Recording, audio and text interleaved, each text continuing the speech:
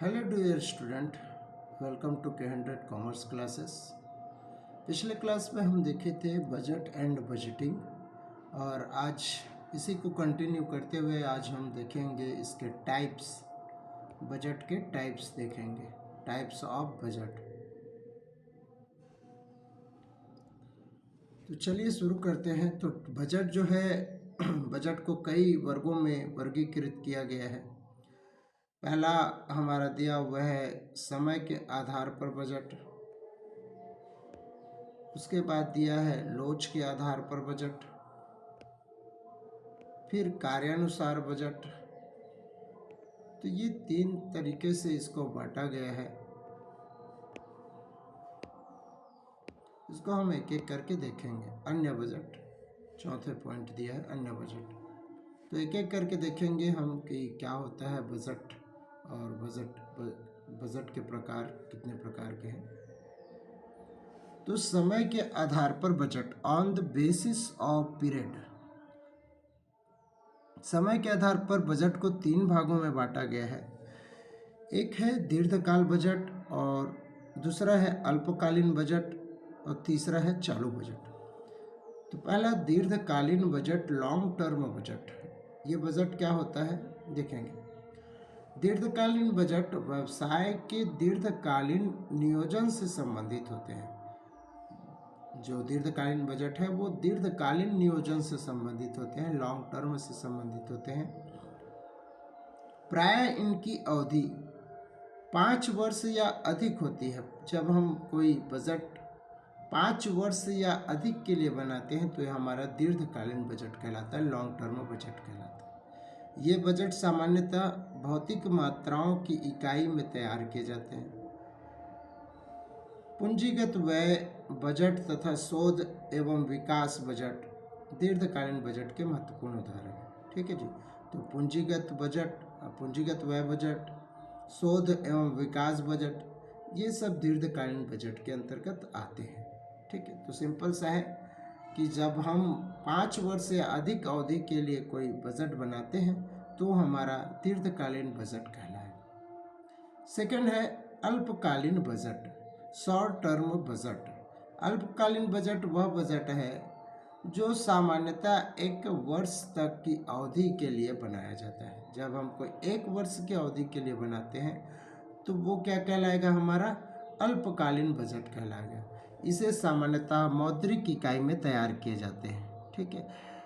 यहाँ पे हम लॉन्ग टर्म बजट में भौतिक मात्राओं की इकाई में तैयार करते हैं। अल्पकालीन बजट में हम मौद्रिक इकाई में तैयार करते हैं। ठीक है, मौद्रिक इकाई में तैयार करते हैं। अल्पकालीन बजट में सामग्री बजट, रोकड़ बजट इत्यादि का उल्लेख किया जा सकता है। ठीक है। तो रोकड़ बजट, सामग्री बजट जब हम बनाते हैं वो अल्पकालीन बजट के अंतर्गत शामिल किया जाता है। नेक्स्ट है चालू बजट, करेंट बजट। चालू बजट, ये बजट अल्पकालीन बजट का ही भाग होते हैं। ये जो बजट होते हैं वो किसका भाग होता है जी, अल्पकालीन बजट का ही भाग होता है और चालू दशाओं के अनुसार 1 या कुछ माह के लिए तैयार किए जाते हैं। तो चालू बजट जो है अल्पकालीन बजट का ही एक भाग है जो कि 1 माह या कुछ माह के लिए तैयार किए जाते हैं। सेकेंड हम देखेंगे फ्लेक्सिबिलिटी के आधार पर, लोच के आधार पर, on the basis of flexibility. लोच के आधार पर बजट के प्रकार देखेंगे तो पहला है हमारा स्थिर बजट। स्थिर बजट, फिक्स बजट।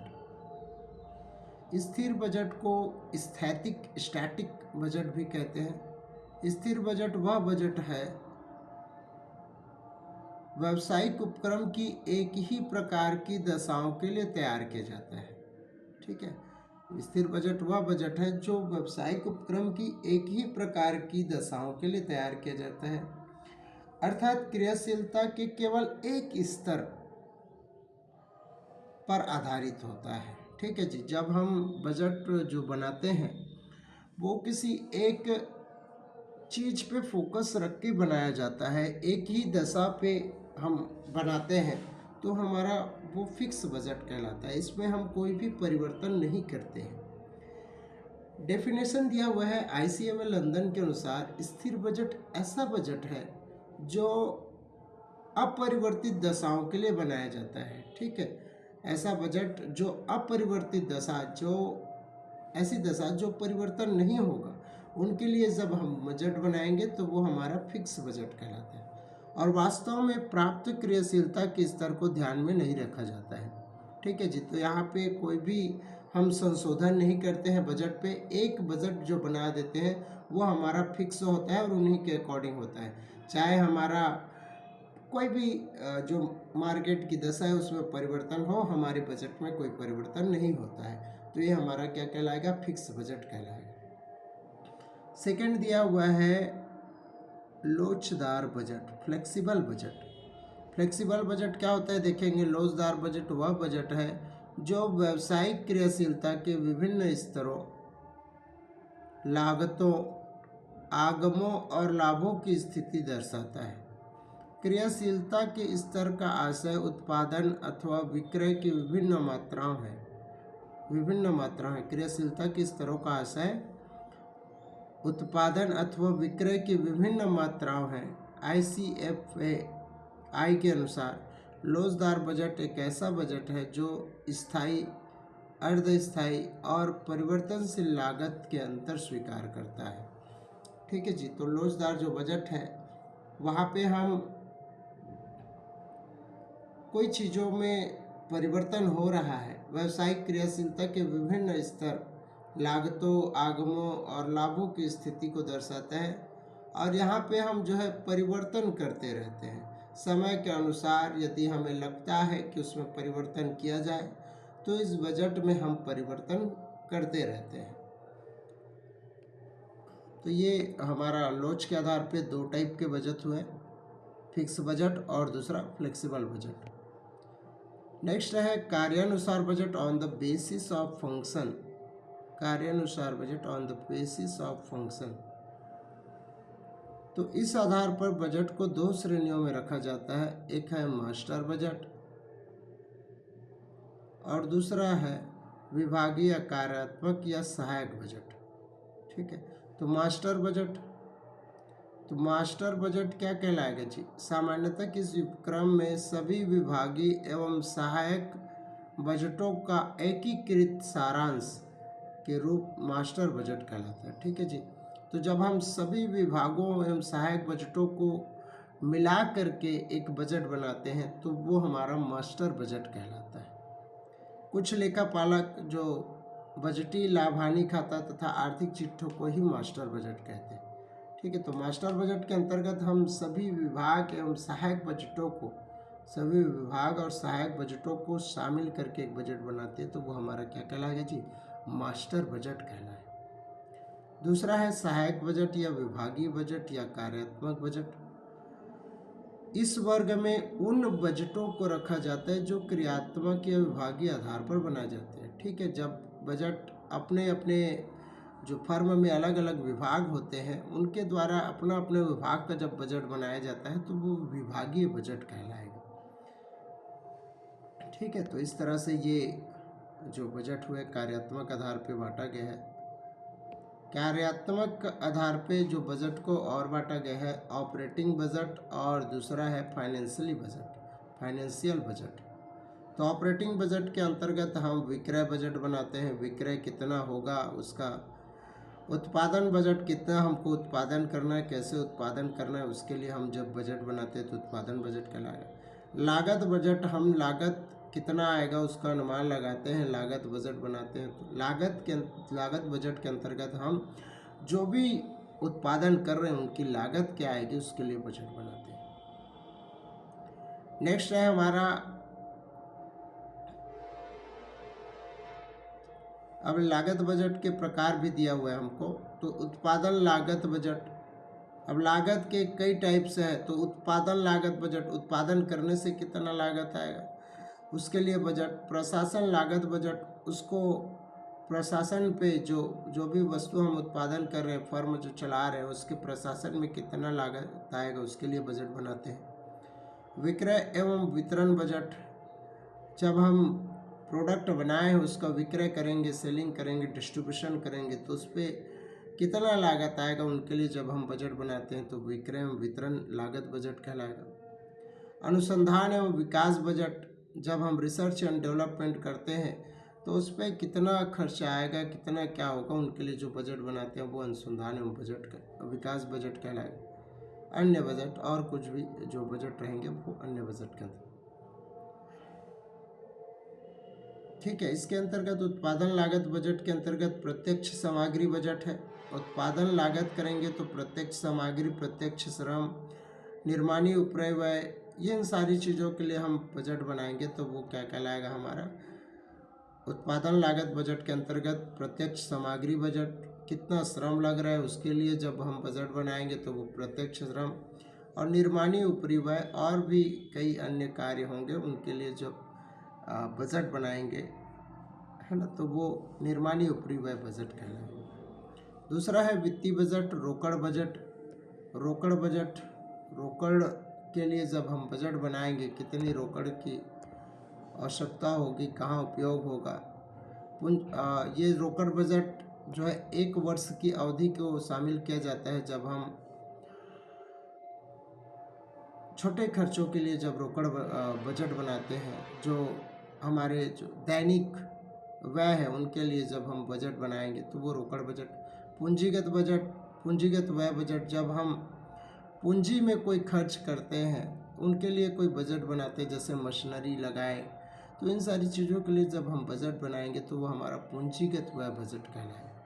इसके अंतर्गत ऑपरेटिंग वाला आ जाएगा कि फर्म को ऑपरेट करने में क्या क्या आ रहा है ना, तो उनके अंतर्गत जो भी बजट शामिल, जो भी खर्चे वगैरह होंगे वो रोकड़ बजट के अंतर्गत आए। ये सब एक एक करके दिया हुआ है। विक्रय बजट, उत्पादन बजट, लागत बजट, प्रत्यक्ष सामग्री बजट, प्रत्यक्ष श्रम बजट, निर्माणी उपरिव्यय बजट, संयंत्र प्रयोग बजट, रोकड़ बजट, पूंजीगत व्यय बजट, पूंजीगत रोकड़ बजट। रोकड़ बजट एक निश्चित भावी समय अवधि के लिए रोकड़ की संभावित प्राप्तियों, रोकड़ कहाँ से प्राप्त होगा और उनके भुगतानों का अनुमान लगाया जाता है, ठीक है जी। तो रोकड़ हमको कहाँ से प्राप्त होगा और उनका भुगतान किस किस चीज़ों पे उनका खर्च करेंगे वो इसमें अंतर्गत शामिल किया जाता है। इसमें बजट की अवधि में रोकड़ की कमी, अधिक की स्थिति को भी दर्शाया जाता है, ठीक है जी। तो रोकड़ की बजट की जो अवधि है उसमें रोकड़ की कितनी कमी होगी, अधिक क्या होगी, उन सारी स्थितियों को हम दर्शाते हैं तथा कमी की व्यवस्था करने या आधिक्य का उपयोग करने के संबंध में भी संकेत होता है। तो रोकड़ बजट बनाते हैं तो रोकड़ बजट के अंतर्गत हम जो है रोकड़ हमको कहाँ से प्राप्त होगा, उन रोकड़ का उपयोग हम किस में करेंगे, और यदि रोकड़ हमको कम मिला, उस टाइम पे नहीं मिला, तो उनका भी जिक्र करते हैं। यदि हमने रोकड़ मांगा उससे ज़्यादा हमको रोकड़ मिल गया तो उसका हम कहाँ उपयोग करेंगे, इन सारी चीज़ों का भी हम क्या करते हैं और इस पर उल्लेख करते हैं।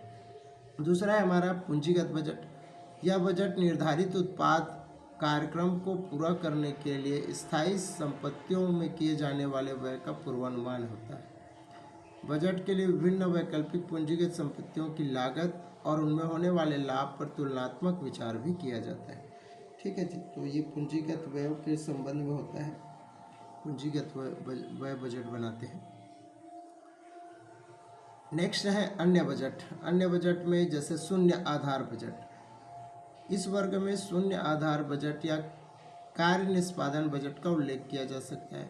इन दोनों का जो, ठीक है। तो शून्य बजट क्या होता है, शून्य बजट जहाँ पे हम बेस के रूप में किसी पुराने डाटा को नहीं लेते हैं, पूरे नए सिरे से जब हम बजट बनाते हैं जिसमें हम पुराने डाटा को, प्रीवियस ईयर के डाटा को लेकर के नहीं बनाते हैं, तो वो हमारा क्या कहलाएगा, शून्य बजट, शून्य आधार बजट कहलाएगा, जीरो बेस बजट कहलाता है।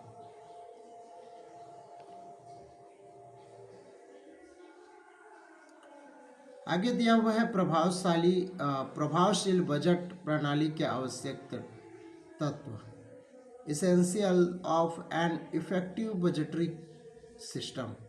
प्रभावशाली बजट प्रणाली के आवश्यक तत्व, ठीक है।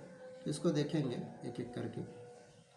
उच्च स्तरीय प्रबंध का समर्थन, सपोर्ट ऑफ टॉप मैनेजमेंट। ठीक है, तो प्रभावशाली बजट के आवश्यक तत्व उच्च स्तरीय, पहला है उच्च स्तरीय प्रबंध का समर्थन। प्रभावशाली बजट व्यवस्था के लिए यह आवश्यक है कि इसे सर्वोच्च प्रबंध का पूर्ण समर्थन होना चाहिए, अर्थात प्रबंध के शीर्ष स्तर से बजट के संचालन के लिए उचित निर्देशन और सहयोग की उत्सुकता रहनी चाहिए। ठीक है जी, तो उच्च स्तरीय जो प्रबंध है उनका समर्थन होना चाहिए बजट को। सेकेंड है कुशल संगठन, एफिशिएंट ऑर्गेनाइजेशन।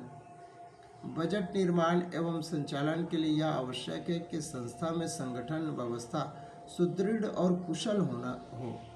बजट बनाना किसी एक व्यक्ति का कार्य नहीं होता, वरन विभिन्न विभागों के सहयोग में इसे तैयार किया एवं क्रियान्वित किया जाता है। ठीक है जी, तो कुशल संगठन, यदि संगठन बजट बनाने में पूरा सहयोग करेंगे तो वो संगठन वो बजट जो है काफ़ी अच्छा बजट बनेगा, और उनको क्रियान्वयन भी संगठन के लोगों को ही करना है, विभाग के लोगों को ही करना है। ठीक है, तो इसमें सबकी सहभागिता होनी चाहिए बजट बनाने में, तभी वो प्रभावशाली बजट साबित हो पाएगा, प्रभावशील बजट साबित हो पाएगा। सुदृढ़ पूर्वानुमान, साउंड फॉरकास्टिंग। ठीक है जी, सुदृढ़ पूर्वानुमान, तो व्यावसायिक पूर्वानुमान किसी भी बजट की आधारशिला होती है।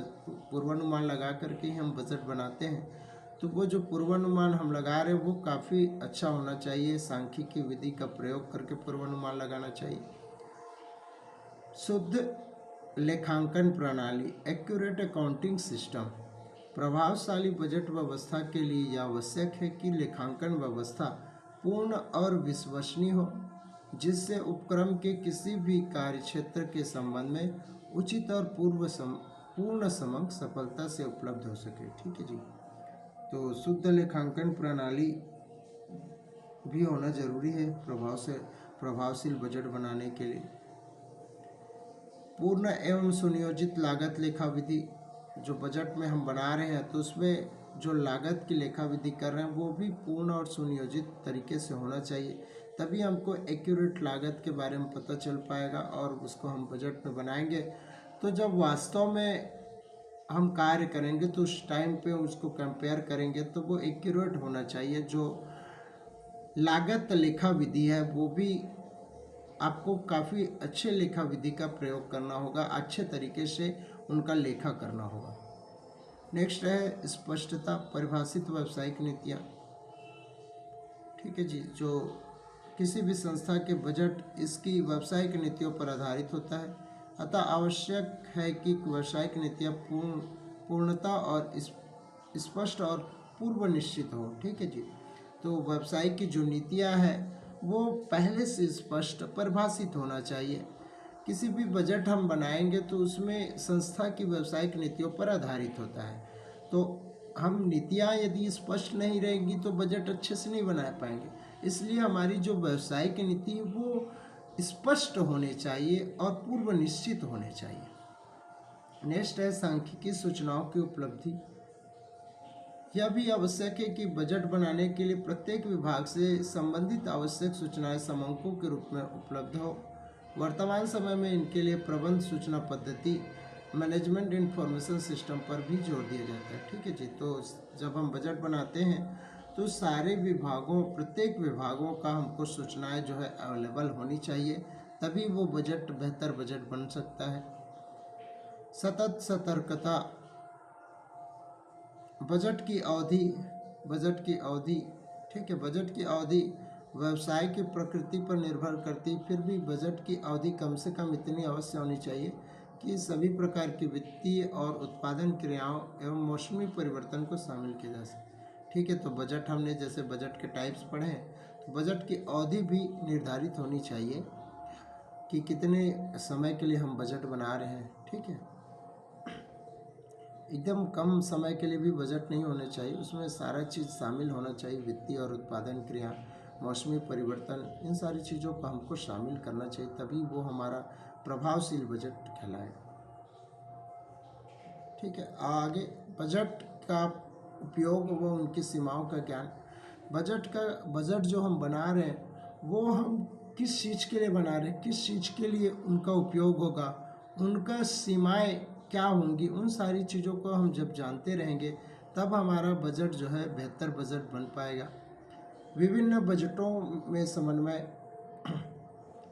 जो बजट बनाए हैं उनके बीच, जितने भी बजट बनाए हैं उनके बीच समन्वय होना चाहिए। जैसे क्रय बजट, विक्रय बजट, उत्पादन बजट, इन सबके बीच जो है उचित समन्वय होना चाहिए, तब फिर जो हमारा बजट है वो प्रभावशील हो पाएगा। अब क्रय बजट हमने बनाया अलग है, विक्रय बजट बनाया वो अलग है, उत्पादन बजट बनाया वो अलग है, तो मिस मैच जब हो जाएगा तो हम अच्छे तरीके से कार्य नहीं कर पाएंगे। इसलिए विभिन्न बजटों के बीच जो है हमारा क्या होना चाहिए, समन्वय होना चाहिए। फ्लेक्सिबल, समय के अनुसार उसमें संशोधन कर सकें, बजट में संशोधन करने का ज़रूरत पड़े तो उसमें संशोधन किया जा सके, इसलिए फ्लेक्सिबल बजट होनी चाहिए जो बजट बनाए हैं। उचित प्रेरणा, प्रॉपर इंसेंटिव्स, बजट प्रणाली को प्रभावशाली बनाने की दृष्टि से कुशल एवं योग्य कर्मचारियों एवं अधिकारियों को के लिए प्रेरणा की व्यवस्था होनी चाहिए। ठीक है जी, तो बजट जो बना रहे हैं वो अच्छा बजट बनाए, इसलिए उनके लिए क्या होनी चाहिए, प्रेरणा होनी चाहिए, उचित प्रेरणा की उचित व्यवस्था की जानी चाहिए। उचित प्राप्य लक्ष्य, बजट में लक्ष्य ऐसे निर्धारित किए जाने चाहिए जिन्हें उचित नियोजन एवं कार्य व्यवस्था से प्राप्त किया जा सके। ठीक है, तो इस तरह से ये हमारा हो गया बजट के, प्रभावशील बजट प्रणाली के आवश्यक तत्व। आगे हम नेक्स्ट पढ़ेंगे बजट के और भी पॉइंट है उसको डिस्कस करेंगे। अभी के लिए इतना ही, थैंक यू।